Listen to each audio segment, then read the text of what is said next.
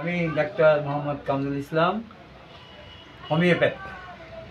আমার ডিগ্রি আছে BHMS, that means bachelor of homeopathic medicine and surgery. এটা আমাদের 5 বছরের কোর্স করতে হয় লাইক MBBS, এবং 1 বছর ইন্টার্নশিপ করতে হয়, এবং আমি সেটা করেছি। এছাড়া আমার B.Pharm করা আছে। আর জেনারেল ডিগ্রি হিসাবে আমি ঢাকা বিশ্ববিদ্যালয় থেকে চিকিৎসা মনোবিজ্ঞান বা ক্লিনিক্যাল সাইকোলজির উপর MSc কমপ্লিট করেছি after finishing homeopath degree. However it is, আজকে আমরা একটু হোমিওপ্যাথিক মানুষ কেন গ্রহণ করবে, সেই বিষয়ে কিছু যুক্তি পরামর্শ তুলে ধরব। যদি আপনাদের ভালো লাগে তাহলে হোমিওপ্যাথিক সেবন করবেন। হোমিওপ্যাথিক এমন একটা বিষয় যেটা হলো, যার মূল কথা হচ্ছে সিমিলিয়া, ল্যাটিন ভাষায় বলা হয়েছে সিমিলিয়া সিমিলিবাস কিউরেটর, অর্থাৎ সমানে সমানে আরোগ্য। দ্যাট ইজ, এখানে রোগও যা, ওষুধও তাই। তার অর্থ হচ্ছে কি, সাধারণ মানুষ হয়তো এটা বুঝবে না, ভেগ মনে হবে। এর অর্থ হলো, একটা ওষুধ কোনো একজন সুস্থ মানুষের উপরে যে সমস্ত লক্ষণ উৎপাদন করতে পারে,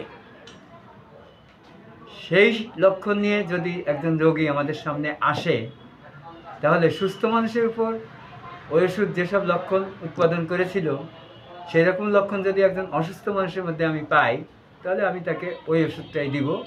তাহলে কী হলো, ওষুধও যা, রোগও তাই হলো, তাই সমানে সমানে আরোগ্য হয়ে গেল। অর্থাৎ এখানে আপনি ইলেকট্রোম্যাগনেটিক থিওরি একটা ধারণা নিতে পারেন। যেমন একটা চুম্বক, তার যদি দক্ষিণ মেরু উত্তর মেরু দেন তাহলে এসে লেগে যায় খট করে, আর যদি উত্তর মেরু দেন তাহলে সেটা অ্যাভার্টেড হয়ে যায়, অর্থাৎ দূরে সরে যায়। এখানে ওষুধ এবং রোগ এখানে যদি সমান সমান হয়, তাহলে যার শক্তি বেশি সে সারভাইভ করবে, আর যার শক্তি কম সে অটোমেটিকলি সরে যাবে। ফলে হোমিওপ্যাথিক ওষুধে কোনো পার্শ্ব প্রতিক্রিয়া দেখা যায় না, কারণ এখানে কোনো ফোর্স করা হচ্ছে না, এখানে সমানে সমানে আরোগ্য। যে ওষুধ এর শক্তি বেশি বলে আর একটা রোগের শক্তি কম বলে শেষ চলে যাবে, যদি সেইভাবে ডক্টর দিতে পারে। এখানে একটা সুবিধা আছে যে ওষুধকে আমরা প্রোটেনটাইজিং করে বা এর শক্তি বৃদ্ধি করে আমরা 0 থেকে লক্ষ লক্ষ পাওয়ার পর্যন্ত যেতে পারি। কিন্তু রোগ একটা নির্দিষ্ট শক্তি নিয়ে মানুষকে আক্রমণ করে। তো যেহেতু রোগ নির্দিষ্ট শক্তি নিয়ে আসে, আর ওষুধের শক্তি আছে অফুরন্ত, তো ফলে আমরা যদি এখানে আন্দাজ করে যে শক্তি নিয়ে আসছে তাতে উচ্চতর শক্তি প্রয়োগ করতে পারি, তাহলে অবশ্যই সে চলে যাবে। যেমন ধরা যাক, আমি একজন ডক্টর, আমার সামনে একটাই চেয়ার আছে, এই চেয়ারে একজন ভদ্রলোক বসে আছেন। তা দেখা যাচ্ছে এই এলাকার যিনি একজন গণ্যমান্য ব্যক্তি, ধরেন একজন MP বা একজন সমাজসেবক বা একজন মাতবার বা চেয়ারম্যান, তো ওই লোক সাধারণ মানুষ। তো ওই চেয়ারম্যান সাহেব যদি আসে, যেহেতু একটা সিট, তাহলে বাধ্য হয়েই ওই ভদ্রলোক ওনাকে আসনটা ছেড়ে দেবে, এখানে কিন্তু কোনো জোর নাই। কিন্তু যদি এমন হয়, ওই লোক এসে, যে লোক আগে বসেছিলেন আমার সামনে, তাকে যদি এমনভাবে বলেন যে আমি ডাক্তার সাহেবের কাছে আসছি, তুমি যাও, পরে এসো, তাকে যদি মানে অপমান করে বের করে দেয় বা তার সাথে কটু ব্যবহার করে, তাহলে ওই লোকের হয়তো সেখান থেকে সরে যাবে ঠিকই, কিন্তু তার মনে কিন্তু প্রতিক্রিয়া থাকবে যে আমি যদি কখনো সুযোগ পাই তাহলে তোমাকে এক হাত লইব। তো এরকম একটা ব্যাপার ঘটে। তো আমরা আমাদের যে অ্যান্টিপ্যাথি, যেটিকে আমরা আমাদের অ্যালোপ্যাথিক ডাক্তার ওষুধ বলতে যা বোঝাই, তারা কিন্তু ওইভাবেই ফোর্স করে রোগকে সারাতে চেষ্টা করে। কিন্তু আমরা সেটা করি না। আমাদের রোগও যা, ওষুধও তাই, কোনো বিনা প্রতিক্রিয়ায় মানে চলে যায়। যার শক্তি কম সে আস্তে করে চলে যায়, ফলে কোনো সাইড ইফেক্ট সাধারণত হয় না। তো ভুল ট্রিটমেন্ট হলে তো সাইড ইফেক্ট হবে। এক্ষেত্রে হোমিওপ্যাথ যিনি ডাক্তার থাকবেন তার অনেক অভিজ্ঞ হতে হয়। এই জন্য বলে যে চুল না পাকলে ভালো করে হোমিওপ্যাথিক দেওয়া যায় না, এটা আপনারা হয়তো শুনে থাকবেন, কথাটা তাই। ভালো অভিজ্ঞ ডাক্তার ছাড়া দেবে না।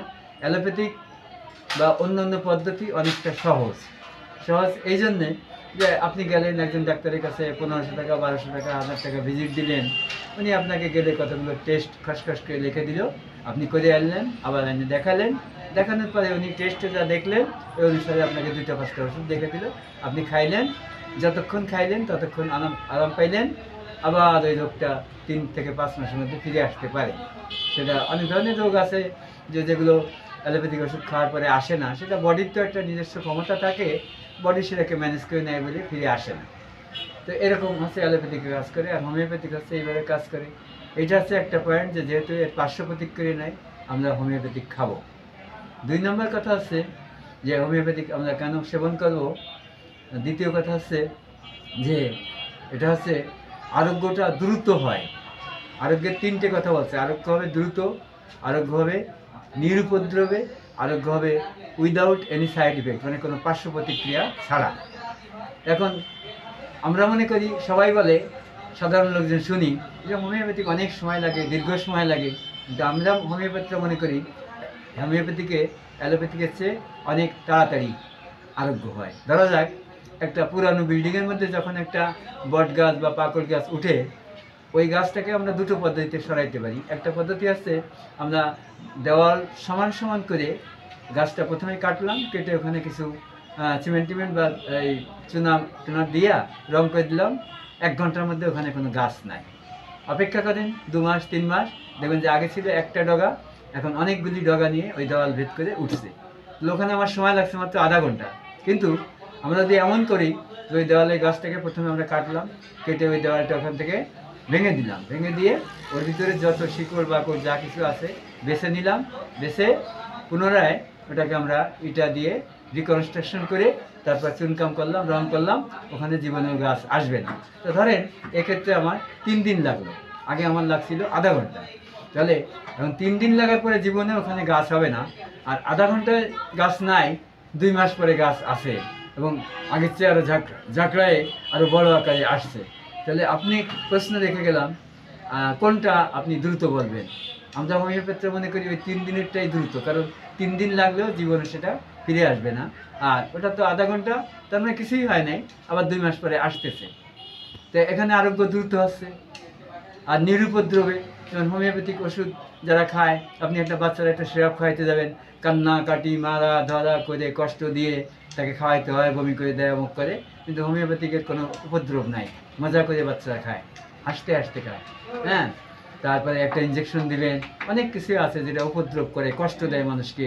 হ্যাঁ, যতটুকু আরাম দেয় তার চেয়ে কষ্ট দেয়। আর ওই যে পার্শ্ব প্রতিক্রিয়ার কথা বললাম, আপনার একটা একজিমা আছে, একজিমাটা সেরে গেল, আপনি একটা একজিমা নিয়ে একজন ডক্টরের কাছে গেলেন, যা দেখাইলেন, দেখানোর পরে ওনাদের যেগুলো আছে, ফ্লুসিন ফোর্ট আছে, গ্রাইসোবিন আছে, ফ্লুগাল আছে, তারপরে বিভিন্ন ধরনের অয়েন্টমেন্ট আছে, এগুলো দিয়ে দিল, আপনারটা পুরো সেরে গেল 7 দিনের মধ্যে। আপনি এসে হোমিওপ্যাথি ডাক্তার দেখাইলেন, জায়গা আগে যে সারতে পারে নাই, এই দেখেন 7 দিনে ক্লিয়ার। হোমিওপ্যাথি ডাক্তার কী বলবে? অপেক্ষা করেন, অপেক্ষা করেন। 3 মাস গেছে, ওইটা যদি আবার বের হতে পারে ভালো, 3 মাসের থেকে আর পরেও বেরোতে পারে, তাও হইতে পারে। আর 3 মাস 4 মাস 6 মাস 1 বছরের মধ্যে যদি ওইটা না বেরোতে পারে, তাহলে ওটা যাবে কোথায়? ভিতরে থাকে, ভিতরে যাইয়া 7টা ঘটনা ঘটাইতে পারে। 1 নম্বর আছে, ওটা ফুসফুসে যদি এফেক্ট করে, তাহলে সেখানে আপনার শ্বাসকষ্ট হতে পারে। যদি ইন্টেস্টাইন বা পাকস্থলী বা আমাদের যে হজম ক্রিয়ার যে ডাইজেস্টিভ সিস্টেম আমরা বলি, ওখানে যদি এফেক্ট করে, তাহলে আপনার গ্যাস্ট্রিক আলসার হতে পারে। যদি হার্টে এফেক্ট করে, তাহলে হার্টে ব্লক হতে পারে, হার্টের চেম্বারগুলো ছোটো বড় হয়ে যেতে পারে, কপাটিকা নষ্ট হয়ে যেতে পারে। যদি কিডনিতে করে, সেখানে কিডনির সিস্ট হতে পারে, কিডনির যে ফাংশনালটার দিক ক্রিয়েটিনিন বেড়ে যেতে পারে, এগুলা। তারপরে ওই আরও অনেকগুলো রোগী আছে, টিউমার, পাইলস টাইলস, অনেকগুলো জিনিস ইয়ে করে।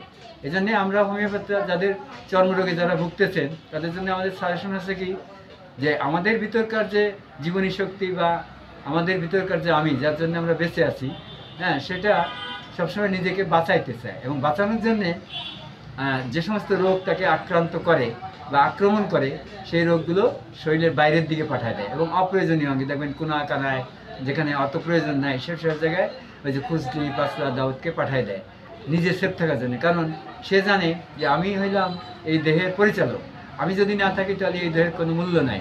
ওই জীবনী শক্তি বা ভাইটাল ফোর্স যখন চলে যায়, সেটা আমরা দেখতে পাই না, 8 ঘন্টার মধ্যে পচন ধরে যায়, তাই না?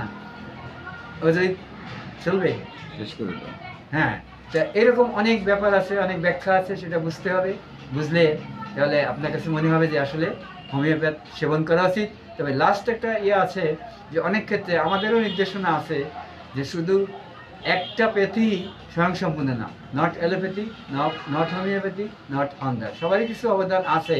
তবে শুধুমাত্র ইমার্জেন্সি মোকাবেলার জন্য অ্যালোপ্যাথি কী করতে পারে, আর অনেক সার্জিক্যাল ব্যাপার আছে যেটা অ্যালোপ্যাথিক সমাধান সহজ দিতে পারে, হোমিওপ্যাথিক সেটা দিতে পারে না। তো সেই সার্জিক্যাল ব্যাপারটা তো সৃষ্টি হয়, সেটা দুর্ঘটনাজনিত কারণে হতে পারে বা চিকিৎসার কারণে হতে পারে, হইলে তখন আমরাই বলি ওটা ইমার্জেন্সি হয়ে গেছে, ওটা আর হোমিওপ্যাথি দিয়ে হবে না। আবার অনেক যেগুলো ক্রনিক রোগ, অ্যালোপ্যাথিরাও বলে যেটা অনেক আমাদের কাছে আসেও, আমার নিজের কাছে অনেক অ্যালোপ্যাথি ডাক্তার আছেন, ওনারা আসেন, ওনাদের পরিবাররা আসে, চর্মরোগ আছে, টিউমার, যেগুলো বিশেষ করে অ্যালোপ্যাথিকে সারে না। ওই যে আইবিএস ওরা তেমন কিছু করতে পারে না, আমরা অনেক আইবিএস সেরে ফেলছি। হ্যাঁ, অনেক আলোচনা আছে, অনেক কথা আছে, হয়তো অন্য একটা ভিডিওতে বলবো। আজকে প্রাথমিকভাবে একটু প্রাথমিক ধারণা দিলাম, আপনারা চিন্তা ভাবনা করবেন এবং কথাগুলোর যৌক্তিকতা আছে কিনা বিবেচনার ভার আপনাদের উপর। হ্যাঁ, শুভ সন্ধ্যা, ভালো থাকেন সবাই।